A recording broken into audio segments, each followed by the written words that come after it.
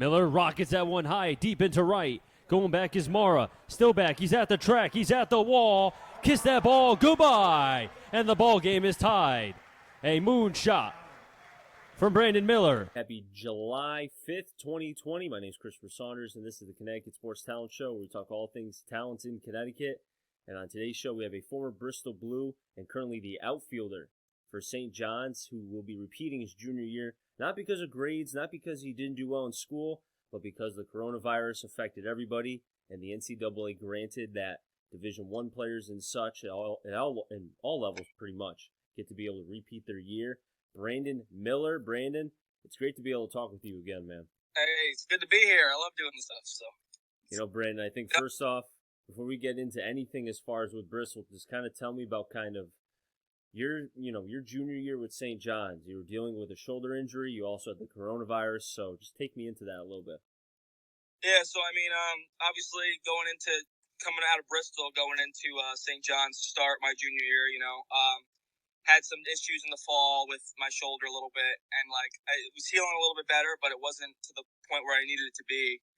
And then I kind of took all winter to try to get it back to where I needed it to be, obviously where I was in Bristol or prior. And, it took a little bit too much out of me to try to kind of work through it. And I'm as prideful as anybody, and I kind of wanted to push through it as best as I could, but there was just obstacles that it was kind of out of my hands to kind of overcome. So obviously we went into the season, things went the way they were, and we didn't get off to a hot start, but once this coronavirus kind of hit, I knew that was a sign for me to just get surgery and get it out of the way. And so I'll be back and ready to go for next year, I can't fault you for doing that, man, because I know that you love the game. I know you care. I know you have big dreams about potentially being drafted. So trying to push yourself, through the shoulder injury is something that I think 99% of baseball players would do. But, looking at it from a glass half full aspect, maybe with the coronavirus hitting, it kind of gave you time to, basically said, hey, get your surgery. You need to get better. Exactly. That's kind of the way I looked at it, because it's like no one could ever expected this pandemic to hit. And, I was always just thinking, where's this year going to take me? How am I going to get through with the shoulder? Where can I even go from here? Because I already started playing the year, and it came to the point, obviously, where it was just popping out left and right.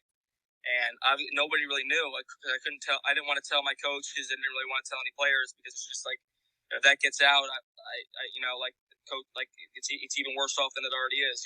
It's not only my problem, and it's other people's problem as well. So I don't know. I just tried battling through it, but it was inevitable to me that something had to be done, and the surgery had to be done. And it was one of the things where people are like, oh, don't do it. You can rehab, but it came to the point where it was inevitable, obviously. I have no regrets about it, I had an opportunity to watch some of the St. John's games, and, the games I didn't get to watch, I kind of kept track of what you were doing. And I saw the numbers, and I could tell you weren't comfortable. And then I remember thinking that, wait, he told me about his shoulder during Bristol. I wonder if that's affecting him. Did that kind of hurt you as far as with your hitting or your fielding, or neither? I would say, it was more... Well, it didn't really hurt. That's what I was telling you earlier. It wasn't really of pain, so it was hard for me to detect, because it was all right, I'm not feeling pain, so I should be all right. I should be swinging the bat hard. I should be running fast. Mm-hmm. But the problem was that it just got weaker. So at one point, for most of the season, it took me a while to realize I was swinging with one arm. So I could hit the ball, I could pull the ball, but there was no way for me to hit the ball the other way, because I had no top hand to push the ball that way. And it took me a while to kind of understand that, because I'm a type of kid that obviously likes to just play anytime I can and play through pain, play through whatever. Mm-hmm. But it was a very odd thing to not feel pain, but know, okay, I'm not at my best self, and there's something that needs to happen for me to get back to it. And it's nothing that I can do myself. And, that's what had to happen. I'm ready, excited to go back and try again next season and see where it takes me. I remember Mark DeRosa saying quite a few times on the morning baseball show that they used to show on LNB Network before the virus hit, and hopefully that'll come back on when baseball season starts back up. He was saying that one day he was down at I think it was during a rain delay when he was playing for the Cubs, and Sammy Sosa was swinging. He was hitting missiles, and Mark DeRosa was talking with him about some hitting, and he said that the top hand is for steering the car, the bottom hand is for putting the car in the parking lot. And I like how you brought up the fact with your shoulder that you weren't able to kind of steer the car because of you being a left-handed hitter, and your left hand being the top hand, but the bottom hand was able to kind of put the car in the parking lot. And what I mean by that is you still were able to have power for Bristol because you hit quite a few home runs to the pull side. Yeah, exactly. Like I was saying earlier, like I think when I looked it up, I was like, why is this bothering me now? I just had a great summer in Bristol. Things went fine. But the problem, like I said, the problem was once it goes out once, it comes back, your muscles really tighten up. So in Bristol, I was all right. Like obviously I had a torn labrum, torn rotator, all that stuff's still wrong, but it was tightened up enough that it wasn't going to come out. And then once I really, I dove down the line in the first inter squad in the fall, and once that came out, it wasn't going back in, and two, I knew it wasn't going to be the same. So at that point, it was like, okay, like I have a decision to make. I can either miss some of the season and try to come halfway through and, rehab it, which I obviously eventually did, or it was to just take myself out and, not be able to play. So, I made whatever decision I had to do, and, no regrets or anything. I had to see for myself. It's just, I had to be completely convinced that I needed the surgery. There had to be no ifs, ands, or buts. And there was no ifs, ands, or buts about it, so I got it done. Well, hopefully hopefully the surgery will go well for you, and that you can have a good and healthy recovery. Because I expect big things from you. Your repeat junior year for St. John's, Yes, sir. But yes, I got this little thing. It's a shark bite. So if anyone asks, there you go. I either got into a fight or I got bit by a shark. It's all right. I got one right here on both sides of my arm when I shattered it when I was a kid. Jeez. So all right. We're good to go. We both got battle scars. Yes, sir. But hey, let's hit on a little bit with Bristol while I have you for a couple minutes. Cool. That season, man, and I've talked to quite a few Blues players. I talked to Sealhorse. I talked to Fiello. I've talked to a number. I talked to JT Mounts. They all told me that there was something special with that Bristol team, and that kind of gave me their insight in how the team was so special. From your perspective, because you came at a pretty good time right before I think all the injuries and people started to leave. So just kind of take me into what was the secret sauce with Bristol. Yeah, I would honestly say it's just the fact that we really all got along the whole time. Like it was something like I knew. Obviously, other teams they had the connection and stuff, but it was very rare. Like it's very rare even for any baseball team. But we were all good friends. The whole team would hang out. It's not like certain cliques and stuff like that. We opened everybody with open arms. Someone left, someone came in. That's what summer ball is. You got to deal with the people that come in. You got to say bye to the kids that leave early. But we did a very good job very early on of creating chemistry between all of us, and just accepting whoever comes and hey, you're part of the family now too. So let's go win. Let's go take care of business. And that's kind of where we took it from there. But honestly, I still talk to a lot of the guys now. So, I mean, it was just a great summer. It's a great group of guys. It really was. Was there a part of the season where you guys felt like as a team that, hey, I think we have something special going on here? Because I know early in the season, they struggled. The Blues as a team were struggling. But there were parts where it looked like you guys were starting to come out of it. And then I remember, I think it was close to the midpoint of the season, there was a big win streak that you guys went on, 10-plus games. So was that the point where you guys kind of felt like, hey, we've got something going here, guys. We got something brewing?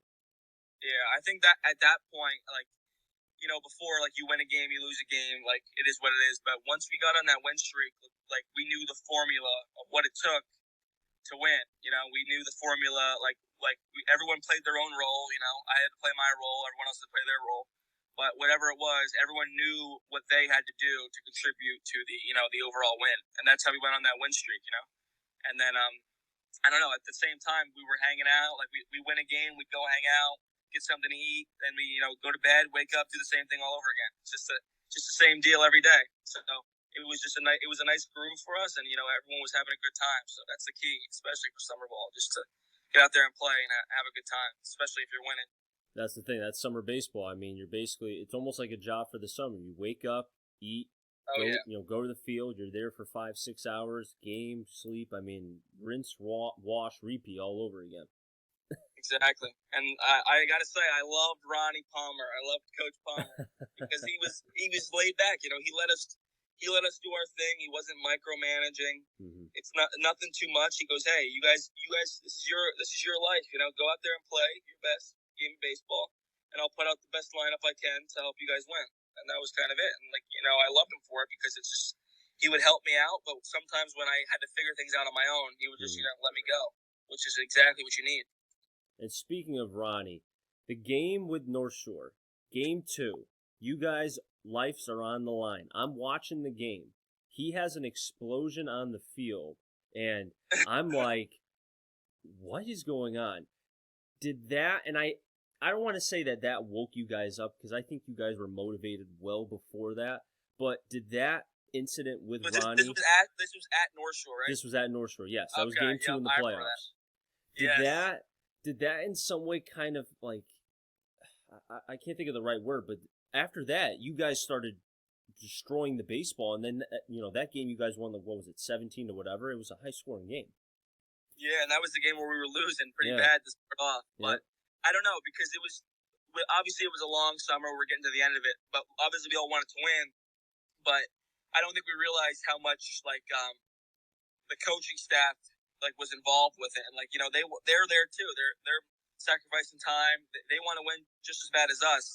And then we saw obviously Ronnie. He got a little pissed off, but that's just because he cared and he wanted us to win just as bad as we did. So once we kind of saw that, it was we're not only playing for each other, we're playing for the fans and the coaching staff because they're just as part of it as we are.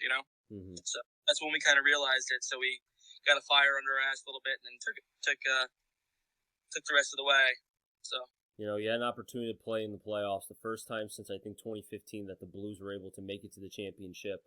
And even though the games did not go the way that I think Bristol fans and myself wanted, I think I felt like that team that year last year was a dream team in some way, because what you guys dealt with, the adversity and the injuries and losing. I mean, if you guys had all the guys that left, and if they stayed, you're talking about an undefeatable team, in my opinion.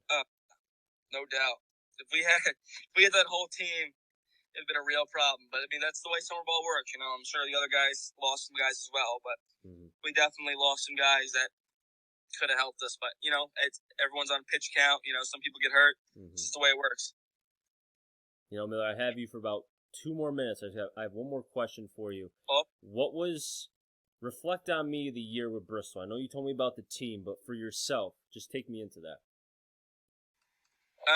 For me, just obviously since the first day I got there, my host family, the Dailies, they were just, they were the greatest. They were the greatest group of people, honestly, that I could even imagine.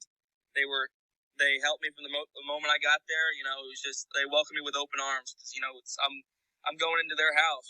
It's not like, geez, keep getting the call. Hold on. But, it's not like, anybody can just go into your house and expect such good treatment. And, they didn't have to do that. They don't have to do that to me. And, they, from the moment I got there, from the moment I left, welcomed me with open arms. Both the daughters, all the friends, I couldn't ask for a better family to take me in. And, I still talk to them now. But, it was just a great experience. I love, going places and meeting people and everything like that. It's just something that I really enjoy. And, Bristol could not have asked for a better team as far as a group of guys. And for, myself, I couldn't have asked for a better player to be able to talk to. You guys were very respectful towards me and the rest of the crew, I felt like, and it was great to be able to do your games. Yeah, it was just, you get out what you put into it. So, you're a good person, good things starting to happen to you, so that's kind of what I live by, you want to be a decent person because, karma will get you if you're not. So always treat people with respect, no matter who it is. If you don't like them, it's kind of life, you just got to go through life and treat people the way you want to be treated, So that's kind of what I go by. Well, Miller, I'll wrap things up in the Connecticut Sports Talent Show. Thank you so much for coming on, and hopefully you'll come on, again sometime. Yeah, no problem. Let me know. I enjoy every second of this. I was a high school broadcaster, so I enjoy the big screen. That'll wrap things up here in the Connecticut Sports Talent Show. So until next time, stay safe. And remember, CT stands for Connecticut Talent, and I'm on a journey to find them all.